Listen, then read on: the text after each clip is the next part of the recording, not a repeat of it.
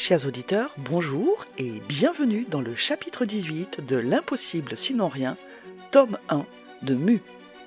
Au moment de monter ce 18e épisode, je suis tout excitée. Nous avons laissé Louise dans une position très inconfortable, c'est le moins qu'on puisse dire, et il va y avoir une confrontation avec Frédéric Larsan qui va tout retourner. Alors sans plus attendre, lançons-nous dans l'épisode 18 de L'impossible sinon rien.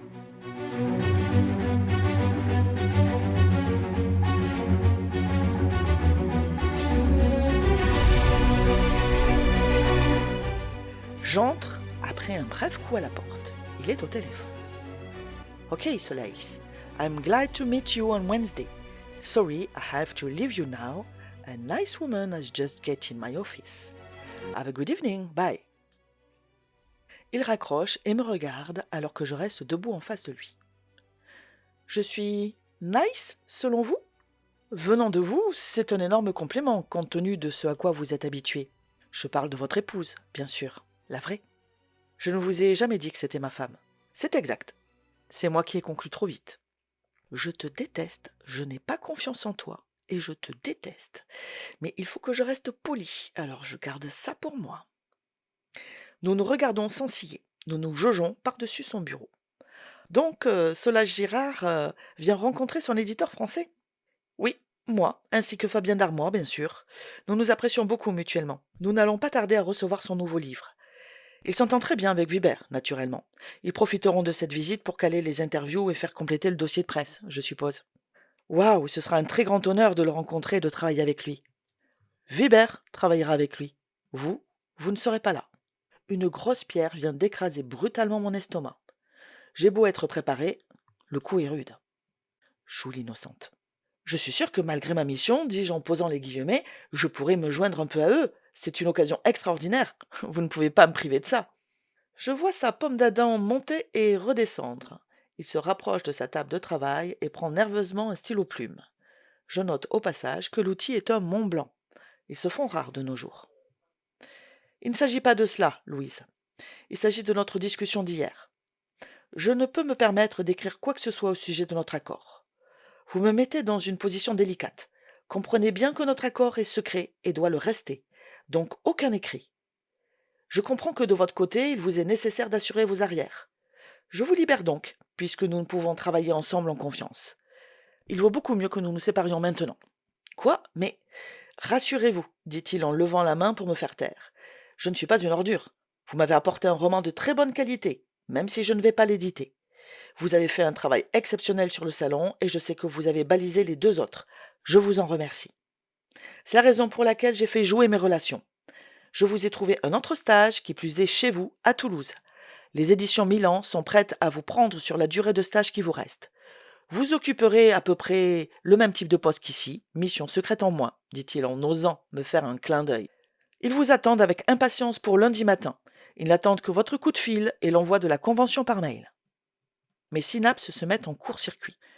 Je m'attendais à me battre, à argumenter dur. J'ai répété dans ma tête cet entretien en long, en large, en travers, mais je n'avais pas envisagé ce scénario. Qui me sauve de l'épée de Damoclès qu'il a lui-même placée au-dessus de ma tête dès mon arrivée? Je n'avais pas imaginé qu'il serait correct. J'en ai les jambes coupées. Je cherche du coin de l'œil la chaise et fléchis sur mes jambes pour trouver un point d'appui sous moi. Mais je ne trouve que le vide et atterris durement par terre en voyant bouler la chaise 1 mètre plus loin dans ma chute. Louise! Larsan s'éjecte de son siège et contourne son bureau rapidement pour m'aider. Est-ce que ça va? Me demande-t-il en m'offrant un bras secourable alors que j'ai encore du mal à comprendre ce qui vient de se passer. Il s'agenouille entre mes jambes, ses 2 mains en coupe, le long de mon visage pour forcer mon regard perdu vers lui. La petite décharge d'électricité que ce contact provoque, mieux que ses paroles, me réveille de mon hébétement. Oui, quelle maladroite, dis-je en prenant appui sur ses cuisses pour me relever. Il accompagne ma remontée d'une main placée contre mes reins. Mon corps répond bizarrement à cette prise en se cambrant. J'en perds de nouveau mon équilibre et me retrouve contre sa poitrine. Larsan se relève en me tenant contre lui. Vous tenez droite? Me demande-t-il. J'acquiesce. Il me lâche pour récupérer la chaise et me guide pour m'asseoir dessus. Je vais vous chercher un verre d'eau. J'acquiesce de nouveau. Je cherche vaguement quelque chose à dire, mais ne trouve rien. Mon cerveau n'a pas encore repris le dessus, visiblement. Larsan me tend un gobelet d'eau et s'assied à moitié sur son bureau en me surveillant. Je bois à petites gorgées, un peu honteuse de moi en levant plusieurs fois les yeux contrits vers lui, mais je ne vois qu'une personne honnêtement concernée. Je lui ai fait peur. C'est vrai que la journée a été chargée en émotions pour lui. D'abord sa femme qui débarque pour lui faire la grande scène du 4, la peur d'être d'une façon ou d'une autre dénoncé pour son infidélité, puis maintenant moi qui manque de maçonner dans son bureau. Je comprends qu'il soit prudent. En même temps, je constate que mon cerveau s'est enfin remis en marche à toute allure. Je n'ai que quelques secondes pour décider ce que je vais faire. J'en suis réduite à me fier à mon instinct et à mon cœur qui hurle à m'en faire grincer les dents. Tristan, c'est trop peu. C'est trop tôt. Je ne suis pas prête à le quitter. J'ai besoin de temps. J'ai besoin d'essayer. J'ai besoin de lui. Je suis tellement plus heureuse, plus épanouie depuis que je le connais. Avec lui, je me sens enfin en paix. Avec lui, je peux être moi. Juste moi. Larsan revient avec un autre gobelet d'eau. Il le pose devant moi et retourne à sa place lentement. Je m'attendais à vous surprendre, mais tout de même pas à ce point-là. Bref, vous voilà libéré du lourd poids que j'ai placé sur vos épaules. Plus de challenge insurmontable. Vous pouvez passer votre diplôme en toute tranquillité. Je vous envoie toutes les informations sur votre mail personnel, dit-il en joignant le geste à la parole. Il sort mon CV d'une pile de papier. Je suis sûr qu'il l'a caché à dessein. Faudrait que je dise quelque chose. Il faudrait que je l'empêche de continuer sur cette voie insupportable d'autosatisfaction. Et en plus, je vais devoir lui dire merci. Cela dit, je pourrais simplement saisir l'occasion et partir. Ce serait le plus raisonnable. Il a raison. J'aurai mon diplôme et c'est le plus important. C'est ce que je devrais faire. Partir sans demander mon reste, ne pas faire d'histoire. Faire une courbette et disparaître. C'est ce que je vais faire. Il n'y aura pas de Tristan et moi. Je ne saurai jamais ce que cela aurait pu devenir. Il n'y aura pas non plus de grands romans publiés en grande pompe. Il y aura encore moins un poste à la clé dans l'une des plus prestigieuses maisons d'édition de France. C'était un rêve, un mirage. Il n'y aura rien de tout cela, mais il y aura l'essentiel, mon diplôme. Je hausse la tête et repose le verre. Le merci reste bloqué dans ma gorge. Je devrais le dire. Ce serait plus poli. Il a l'air si fier de lui. C'est vrai qu'il sort par le haut de cet épineux problème. Il sera rassuré. Loin de Paris, moins de risques de croiser madame. Satisfaite de mon sort et sans esprit de vengeance, aucune crainte à avoir d'une délation. Comme tout cela est bien pensé. Ivre de ma victoire sur lui hier, je n'ai pas compris que je combattais contre une ceinture noire en manipulation stratégique. Voilà qui me remet efficacement à ma place et me montre à quel point je suis naïve. Je hoche brièvement la tête, me lève, puis j'ouvre la porte et la referme sans un regard dans sa direction. Mais je ne vais pas plus loin. Je m'appuie des deux mains à la rambarde qui surplombe le poulailler, comme j'ai appris que ceux d'en haut le surnomment. Je reste un moment à contempler nos bureaux. Jeanne, hyper tendue devant son écran, donne l'air de vouloir faire corps avec lui. Elle doit avoir une inspiration géniale. Fabrice, son mentor ici, suit de près derrière elle la progression des travaux.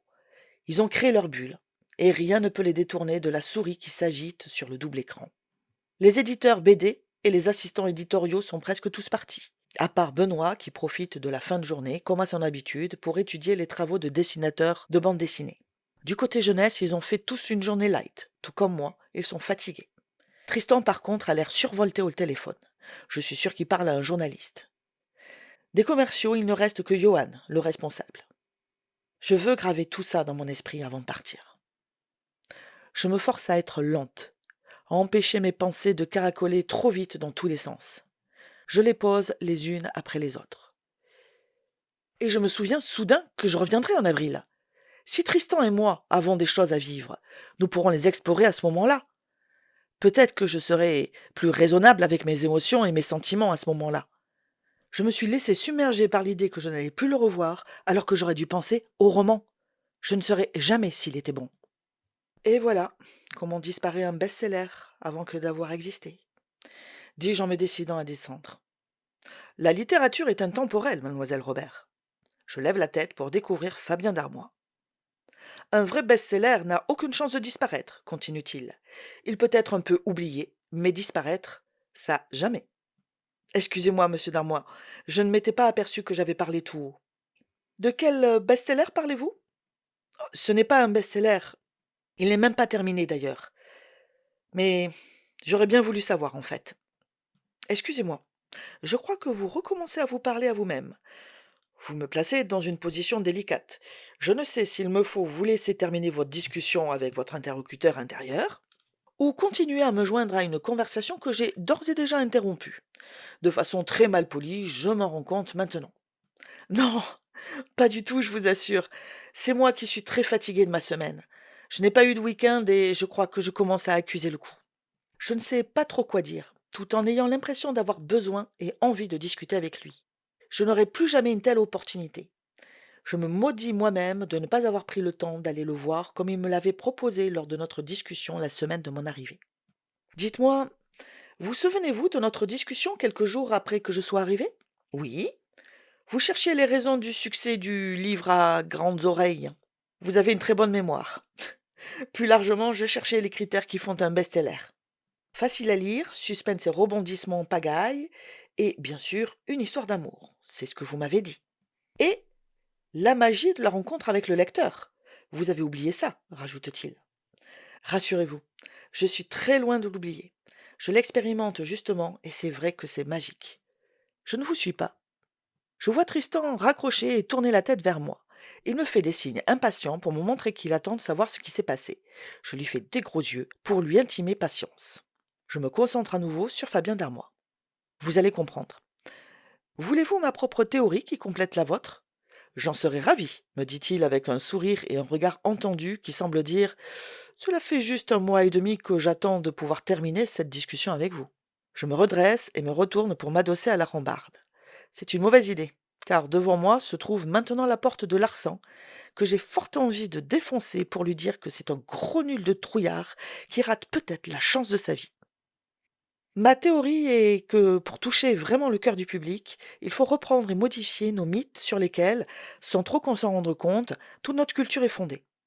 Il faut les modeler comme de la pâte à modeler et les faire siens. Fabien Darmois plisse les yeux, regardant au loin. Continuez. Le succès de J.K. Rowling est pour moi dû à l'appropriation de nombre de nos mythes, tels que le roi Arthur, la pierre philosophale, l'éternelle lutte entre le bien et le mal, la quête de l'immortalité et sans doute d'autres. Le tout habilement serti dans une trame qui reprend les pires moments de notre histoire, tels que la montée du nazisme, l'esclavage et la ségrégation. J'attends avec impatience le lien avec elle, James, dit-il en se retournant à son tour. La Belle et la Bête. La Belle et la Bête? Oui, bien sûr. Et bien sûr, le concept de l'amour fou et inconditionnel dès le premier regard, comme un sort qui aurait été jeté. Fabien Darmois croise ses bras sur sa poitrine et hoche la tête, pris par ses réflexions. Et le sadomasochisme dans tout ça? Les crocs et les griffes de la bête, ni plus ni moins. Nouveau hochement de tête. Et la pornographie? Vous avez sans doute voulu dire érotisme, dis-je en lui souriant de toutes mes dents. À mon avis, il s'agit juste de la version adulte et non censurée d'une histoire d'amour passionnel. Pour le cas où cela vous aurait échappé quand on tombe amoureux, on baisse comme des lapins, vous savez, sans vouloir vous offenser ou vous choquer, désolé. Il n'y a pas de mal. Croyez-le ou non, j'ai été jeune un jour, et il y a longtemps, mais j'en ai gardé des souvenirs vivaces. J'en suis contente pour vous. Et donc, où est-ce que tout cela nous amène? Je pousse un lourd soupir. On y est. Je me lance ou pas? Je peux arrêter là si je veux. Je peux tout oublier, revenir sur Terre et arrêter de rêver inutilement. Je peux arrêter de me poser des questions ridicules. Je pourrais, mais est-ce que vous accepteriez de jeter un coup d'œil au début d'un livre, disons pornographique, je demande en posant les guillemets. Juste pour avoir votre avis, un avis objectif, je veux dire. Ses yeux font un grand tour avant de revenir se poser sur moi. Pourquoi pas, après tout? J'aimerais assez tester votre instinct, en fait. Mon cœur fait un bond dans sa cage thoracique. Vraiment? Dis-je en retirant la clé USB que je garde précieusement autour de mon cou. J'ai, trouvé quelque chose. Sur Wattpad. J'ai copié les pages sur un fichier Word. Je reviens tout de suite. Je me lance dans les escaliers et cours vers mon bureau. Tristan, me voyant arriver, ouvre la bouche, certainement pour me demander comment s'est passé l'entretien avec Larsan, mais cet entretien est loin maintenant. Seul compte ce que j'ai à faire. Je n'aurai pas une deuxième chance de savoir. Fabien Darmois est celui qui a le meilleur flair, d'après lui. J'ouvre l'unique fichier sur ma clé et clique Après une grande inspiration sur imprimer. Puis je me lance vers l'imprimante à l'autre bout de l'open space, à côté de la salle de repos. Je suis prête à mordre jusqu'au sang quiconque s'approcherait de cette machine qui crache une à une les pages de lave et de glace. À une vitesse record, je me retrouve avec un petit pavé d'une centaine de pages. Lorsque je me retourne, je me retrouve devant Fabien Darmois et Tristan qui me regardent tous deux avec avidité, chacun pour des raisons différentes. Mes yeux passent de l'un à l'autre avec une certaine appréhension. Je suis cet auteur et son roman depuis quelques semaines sur Wattpad, dis-je en tendant les feuilles. Tristan avance la main, mais c'est Fabien Darmois qui les réceptionne d'un geste vif. Mon ami fait une grimace de frustration en même temps qu'il m'adresse un regard interrogatif. Je lui fais un signe rapide de la tête pour lui indiquer que c'est effectivement le roman dont je lui ai parlé hier. Tous deux s'attablent immédiatement comme un seul homme aux places des commerciaux sous le regard intrigué de Johan, qui finit par rapprocher son siège pour être plus près de l'action. Rapidement, un silence religieux s'installe. Fabien Darmois lit une page, puis la transmet à Tristan, qui laisse Johan s'en emparer à sa suite. Eric, un collègue de Jeanne, remarquant le manège, vient s'installer à côté de Johan pour continuer la chaîne. Retranché contre l'énorme imprimante, j'observe le manège. Les minutes s'égrènent et il continue à lire, toujours en silence. Cela devient intolérable pour mes nerfs. Je m'éloigne vers ma place et les laisse à leur lecture. L'angoisse et le doute m'étreignent. Je cache ma tête entre mes bras. Je me sens si fatiguée et en même temps si énervée. Si j'étais dotée de ressorts, je crois que je sauterais dans tous les sens pour essayer d'évacuer la charge émotionnelle de la dernière heure. Soudain, je pense au punching ball de la salle de repos. Je me vois taper à coups redoublés sur l'image de Frédéric Larsan. L'idée me plaît beaucoup. Je me lève pour passer à l'acte quand mon téléphone portable se met à sonner. Je le prends mécaniquement et regarde sur l'écran si je reconnais le correspondant qui cherche à me joindre. Olivier. Je ferme les yeux. Est-ce que j'ai besoin de ça maintenant? Je ne l'ai pas eu en ligne depuis 1 mois et demi et je ne m'en suis que mieux porté. Néanmoins, les habitudes et les sentiments ont la vie dure. Je prends la ligne. Oui, Olivier, que veux-tu? Puis je me souviens que je vais devoir revenir à Toulouse. Entre revenir chez mes parents et revenir chez lui, cela revient à choisir entre Charybde et Scylla. Mais mieux vaut sans doute soigner sa susceptibilité au cas où. Excuse-moi, je suis fatiguée. Oh, je suis très content de t'avoir en ligne directement. Je m'apprêtais à te laisser un message. Eh bien, je suis là, dis-je en surveillant du regard les lecteurs toujours concentrés. S'ensuit un grand silence sur la ligne, uniquement ponctué d'amples respirations d'Olivier. Qu'est-ce qui se passe? Olivier? Oui, je suis là, Louise. Reviens. Hein? Reviens, Louise. Je t'aime. Je veux que tu me reviennes. Je suis tellement désolée. Je n'ai rien compris et je ne comprends toujours pas d'ailleurs. Mais je t'aime. Je ne suis rien sans toi. Je me traîne comme une lamentable limace et la vie n'a plus de goût. J'ai été nulle, j'ai été atroce, mais ce sera différent maintenant. Je veux dire... C'est compliqué. Termine ton diplôme, bien sûr, mais après, reviens. Tu n'auras qu'à trouver un emploi à temps partiel, ou pas si tu préfères. Je gagne suffisamment pour nous entretenir tous les deux. Passe ton diplôme et crée ta maison d'édition. Je te soutiendrai. J'ai des économies. Dis-moi juste que tu reviens et je ferai tout ce que tu veux. Olivier semble à bout de souffle quand il finit sa tirade, mais c'est moi qui cherche mon air. Est-ce que je viens de tomber dans une dimension parallèle? Qui êtes-vous? Et qu'avez-vous fait d'Olivier Barjac? Il devient Barjac, justement, répond-il, un triste sourire dans la voix. Les 2 années de guerre froide entrecoupées de violentes échauffourées me reviennent en mémoire. Les belles années de complicité et de tendres moments partagés au lit viennent faire un contrepoint d'une force égale. Olivier, il y a quelqu'un, c'est ça? Non, ne me réponds pas. Je ne veux pas savoir. Je propose que ce qui se passe à Paris reste à Paris. Et tant mieux s'il y a quelqu'un. Comme ça, nous aurons eu chacun notre petite aventure. C'est bientôt Noël. Je te demande de revenir et de me donner une nouvelle chance. Tu veux que je sois ton cadeau de Noël? Je demande en rigolant. Et je veux être le tien. Qu'est-ce que tu en dis? Qu'est-ce que j'en dis? J'en dis que je suis fatiguée, au-delà de tous les mots, et que je ne m'y attendais vraiment pas. Et que ce n'est pas le moment. Je suis toujours au bureau. Je pensais que tu me téléphonais juste pour la voiture. Ah, oui, la voiture. Louise, j'ai dit à tout le monde qu'elle était déjà vendue. Excuse-moi? Avant que tu t'énerves, il n'y a pas de problème. Je te la rachète. Ne t'inquiète pas. Je te vire l'argent sur ton compte dans le courant de la semaine. Voilà autre chose maintenant. Olivier se montre prodigue de son argent. Il a dû tomber sur la tête. Ce n'est pas possible autrement. Sauf que cette initiative m'arrange beaucoup puisque je reviens à Toulouse. Un instant, je m'apprête à le lui dire quand je vois Fabien Darmois se lever et me faire signe de venir. Écoute Olivier, dis-je en me tournant pour ne voir personne et surtout pas Tristan, qui vient lui aussi de se lever, les bras ouverts dans une question muette. J'ai entendu tout ce que tu as dit. Je t'avoue que tu as fait mouche. Je suis touché, perturbé, tenté. Mais je ne suis pas en état de prendre une décision maintenant, tu comprends? Je t'en veux beaucoup. Tu m'as fait la guerre pendant 2 ans. Je sais, je te demande pardon. Je te promets que désormais tu n'auras pas de plus grand ni de meilleur sponsor que moi. J'ai retenu ma leçon. Soudain je sursaute. La main de Tristan sur mon épaule, tout près de mon cou, me ramène à la réalité. Il faut qu'on se parle, murmure-t-il à l'oreille. Qui sait, me demande Olivier à 700 kilomètres de là. Tout à coup, la bile de la colère me remonte dans la gorge. Je lui en veux d'appeler aujourd'hui, quand je me sens faible et perdu. Je le déteste d'être peut-être la personne qui va sortir gagnante de l'odieuse manœuvre de Larsan pour m'éloigner, et je me déteste d'être tenté, d'avoir envie de céder. Ce serait tellement facile. Je pourrais revenir dès demain à Toulouse, accueillie comme une reine, avec un homme prêt à tout pour se faire pardonner. Est-ce que j'ai franchi ton obstacle pour obtenir finalement sans combattre tout ce que je voulais avant?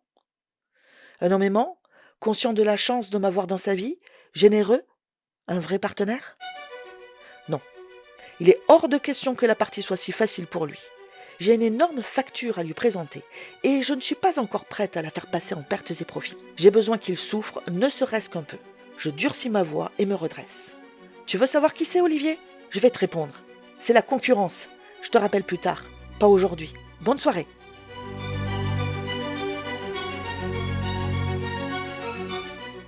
Vous avez aimé?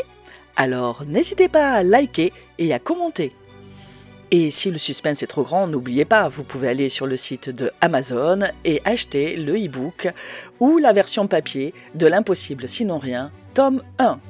À bientôt pour le chapitre 19.